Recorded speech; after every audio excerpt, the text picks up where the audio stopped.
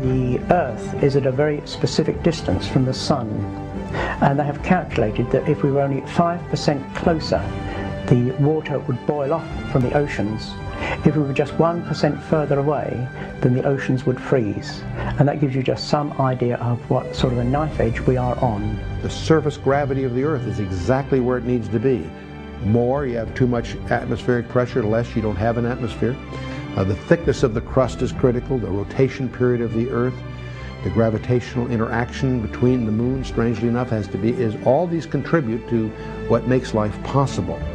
And so they call that the anthropic principle, which collectively is an overwhelming argument for a designer. Scientists don't like to acknowledge that because a designer implies accountability. That the Earth was fine-tuned for the existence of life is no surprise to creation scientists. The Bible declared this fact thousands of years ago. In Isaiah we read, "For thus says the Lord, who created the heavens, who is God, who formed the earth and made it, who has established it, who did not create it in vain, who formed it to be inhabited." Physicist and Nobel laureate Arno Penzias stated in 1992, "Astronomy leads us to a unique event, a universe which was created out of nothing. One with the very delicate balance needed to provide exactly the right conditions required to permit life.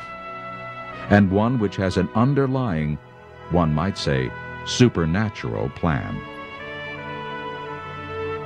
Astronomer George Greenstein stated in his book, The Symbiotic Universe, "As we survey all the evidence, the thought insistently arises that some supernatural agency must be involved. Is it possible that suddenly, without intending to, we have stumbled upon scientific proof of the existence of a supreme being? Was it God who stepped in and so providentially crafted the cosmos for our benefit?" The more we study the cosmos, the more the psalmist words ring true. The heavens declare the glory of God, and the firmament shows his handiwork. Day unto day utters speech, and night unto night reveals knowledge. There is no speech nor language where their voice is not heard. For me to believe that all our life and our planets came from one big bang, I don't believe it. I believe there is a higher power out there. No, I do not believe that the universe has some sort of maker behind it. No, I believe the universe started with the Big Bang. I believe the Earth was designed for life because everything we see around us, everything we need to live, everything we need to survive and be happy is all around us. We don't want for anything. All our food, our air, everything to make us happy and for us to survive is here. So there had to be an originator of this. It couldn't have just happened by chance. The evidence clearly reveals that God has created the universe and the solar system and specifically designed the Earth for life. Yet many would rather trust and believe in the Big Bang rather than trust and believe in the God of the Bible.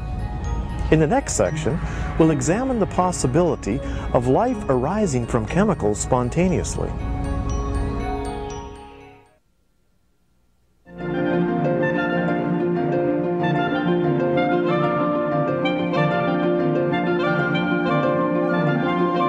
Did chemical evolution on the primordial Earth produce life? According to evolutionary thought, all life, bacteria, fish, plants, animals, and men, originated from chemical compounds. This theory that life arose from non-living chemicals is called spontaneous generation. One of the fundamental laws of biology is the law of biogenesis, that life comes only from pre-existing life. And of course, for a creationist, that's certainly no surprise. Life, God's life, created life to multiply after its kind. So that makes sense to a creationist. But to an evolutionist, there was a time in the past when there wasn't any life. And so chemicals somehow got together and made living things, and this was often called spontaneous generation. And there have been some enormous problems faced in trying to get a group of chemicals to come to life.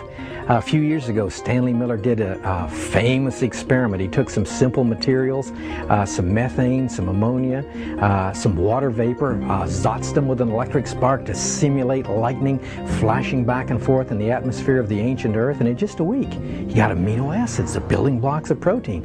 And that was hailed as almost making life in a test tube. And that was one I used when I used to teach evolution. But I took a look at the rest of the evidence. And there are 3 problems with that brilliant experiment. 1, he had the wrong starting materials. 2, he used the wrong conditions. And 3, he got the wrong results. Other than that, it was a brilliant experiment. The Miller experiment assumed an atmosphere of methane and ammonia, gases that could not have been present in large amounts because the ammonia would be decomposed by ultraviolet light, and methane should be found stuck to ancient sedimentary clays, but is not. Miller also left out oxygen because he knew that oxygen would destroy the very molecules he was trying to produce. But as deep as we dig, we find oxidized rocks, suggesting an oxygen-rich atmosphere. The Earth did not have a reducing atmosphere, say an atmosphere of methane, ammonia, and hydrogen that was suggested in the Stanley Miller experiment. The Earth never had such an atmosphere. The geology is now clear.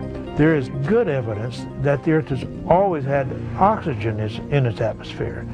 Now that would absolutely preclude any evolutionary origin of life. Miller also used the wrong conditions. He used an electric spark to combine the gas molecules. The problem is that the same spark that puts amino acids together also tears them apart, and it's much better at destroying them than making them. The problem was the chemicals put together, the amino acids in the flask, would also be torn apart by the very spark that put them together. Miller knew that as a biochemist, and so he circulated the gases, trapped out the molecules he wanted, using a well-known biochemist trick, but that would be cheating, because you were supposed to say this is how life arose before there was any intelligent design to preserve these molecules from that destructive force. Wrong conditions. Then he got the wrong results. The main product of the Miller experiment was tar, a nuisance in organic reactions. Trace amounts of several amino acids that make up the proteins in living things were also produced. The problem is that Miller's experiment produced both left-handed and right-handed amino acids. Only left-handed amino acids make up the proteins of life, and just one right-handed molecule prevents their production. What Miller actually produced was a poisonous brew that would destroy any hope for the chemical evolution of life. You might say, well, if what I've just said is true, what about all the evolutionists that believe in this? Well, interestingly enough, the evolutionists would agree with me. There was a time I was at a debate at San Diego State University. I was just in the audience, but 2 friends of mine, Dr. Henry Morris and Dr. Dwayne Gish, were doing the debate for the creationists, and at the end, someone in the audience noted, "Ladies and gentlemen, we're privileged this evening. We have in our audience Dr. Stanley Miller." And Gish had explained why Miller's experiment would not produce life from non-life. And so the person asked Dr. Miller, "Would you like to respond to what Dr. Gish said about your experiments for chemical evolution?" And Dr. Miller said, "No." He hasn't believed in that for decades. He knows all of those same problems. I would say this: any theory on the origin of life on the Earth, or any other planet as far as that's concerned, is a fairy tale. Evolution teaches that energy, such as lightning or heat, plus matter, can occasionally create new life. Yet our entire food industry rests on the fact that this can never happen. If we examine a jar of peanut butter, it contains matter and is exposed to light and heat. But we never find new life inside unless an outside life contaminates it. If the theory of evolution was viable, then I should occasionally, by subjecting this to energy, end up having new life. Now we go down to the store, and if I open this jar of peanut butter, Maybe not often, but on some occasion,